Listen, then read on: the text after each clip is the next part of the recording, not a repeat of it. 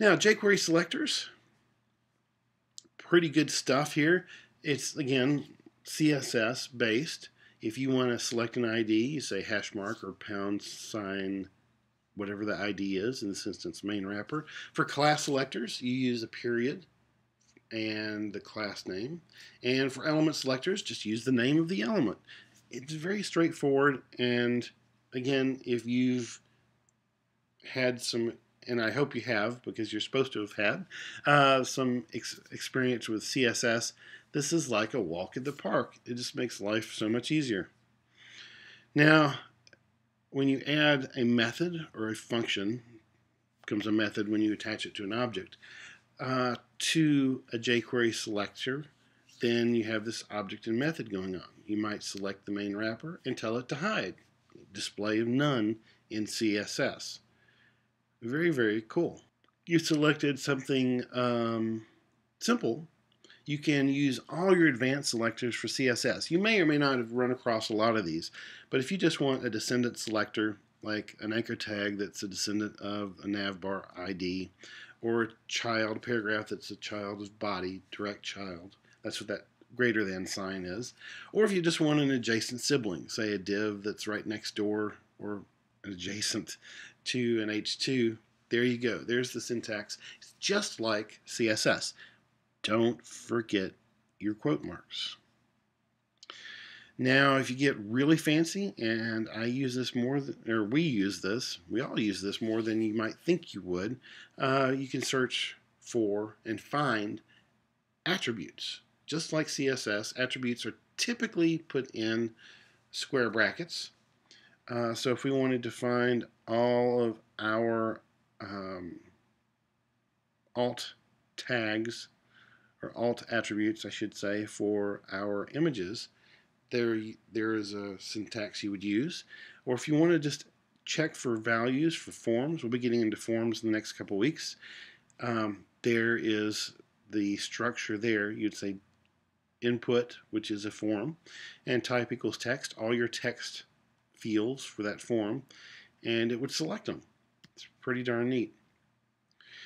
Now, one thing that looks scary but is very, very practical, a lot of times with links, you want to add icons or do something to links depending on what you're linking to.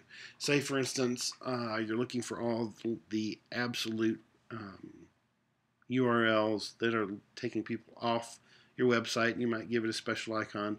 You could look for all the anchor tags whose href attribute begins with, and that's what that little caret means, begins with http://. Or if you want to find all the PDF files and put a little PDF icon on them, you would say anchor tags that have an attribute of href, and the $ equal in this case means ends with. It's just like CSS. It has nothing to do with the $ at the beginning of that calls jQuery. Inside those quotes, it's almost pure CSS. And the last one, if you just want to see if it contains something like Cincinnati, find all the local links. You could use the asterisk. It's kind of the wildcard characters. Find any link, any anchor tag whose href attribute has a value that includes Cincinnati. So it's pretty neat to be able to use these. Now, selecting page elements is what we've done, and a lot of times once you make a selection, you want to filter it down, kind of make it very granular. And the way we used to do that in JavaScript is you would have to loop. You'd have to use for loops or whatever was appropriate, maybe a while loop or something, to filter your selection based on some characteristics. And instead of having to do that all yourself, jQuery provides a way to do it for you. Say, for instance, you have all these table rows in this table, and you just want to see the even ones. You just want to select the even ones. And there you go. There's an example. You notice the semicolon there. You have the selector on the left of the semicolon and the filter on the right. The second example says, hey, everything that has a class of striped that has a descendant of a table row, and then filter by just the even ones. So you're taking just the tables probably that have a striped class and only the table rows that are even from that selection. Very, very cool. So even and odd, select every other element in a group. First and last, select the first and last element in a group.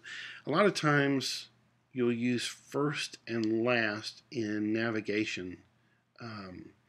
There's a lot of instances where you want to treat the first or last item in a navigation bar a little bit differently, either because of borders or graphics or something going on that make those edge cases a little bit different.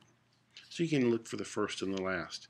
So even and odd, select every other element, first and last.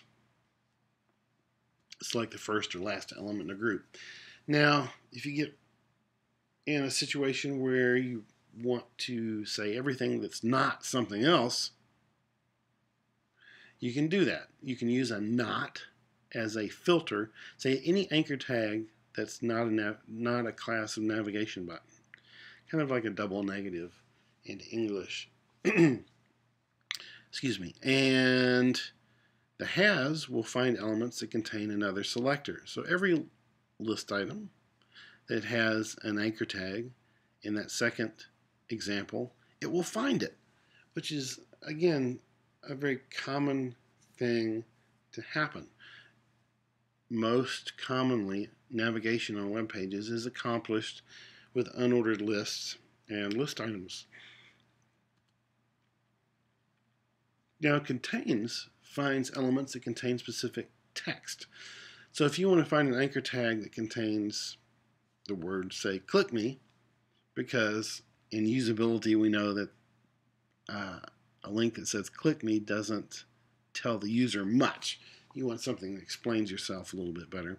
But anyway, if you want to find all the anchor tags that contains the words click me with an exclamation mark, there you go. There's a syntax that will do that. It's very nice. Hidden will locate elements that are hidden. However, what it's implying, though, is that its visibility is hidden.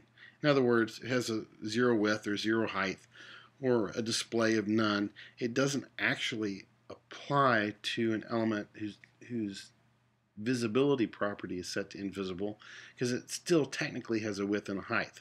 So if you want to just say, okay, things that are display none or have a zero or width or height, that's what this applies to. Invisible is just the opposite of hidden. So if you want to hide something or show something, you can look for things that are hidden or things that are not. Now, understanding jQuery selections, the result of a jQuery selection is like an array, but it's a jQuery-only array. Normal JavaScript methods and functions don't understand the structure that jQuery returns. jQuery works with it just fine. jQuery works with normal JavaScript just fine. But normal JavaScript doesn't really understand the structure that jQuery works with. jQuery wraps these selections with lots of cool tools and useful methods that JavaScript just doesn't have a clue. So there's two big conceptual differences between how the DOM works and how jQuery selections work. They are automatic loops. Now, if you recall a few minutes ago, we talked about the fact that to make a granular selection or very fine selection or target into something specific exactly that you want on a web page, more than likely you'll say document.getElement by ID and then take that set of elements and dig into it further and then dig into it further until you find exactly what you're looking for.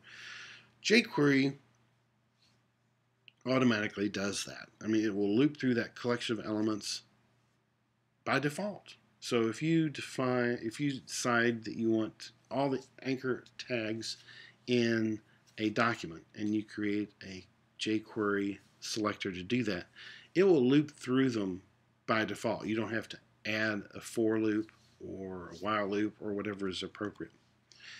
So an automatic loop, for instance, say, let's take all our images that are part of a slideshow and hide them. There you go. You have a selector on the left, pound slideshow with a descendant selector of image, and with dot syntax, you've hidden everybody. Very, very cool. The second thing that jQuery allows you to do is chain functions together, perform several operations on a selection of elements without having to write separate lines of code.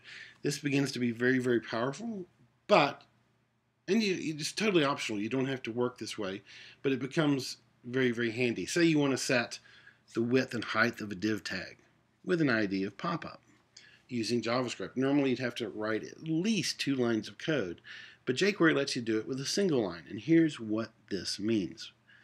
On the left-hand side, we have the jQuery $. This stands for jQuery. We have a selector of pop-up, the ID of pop-up.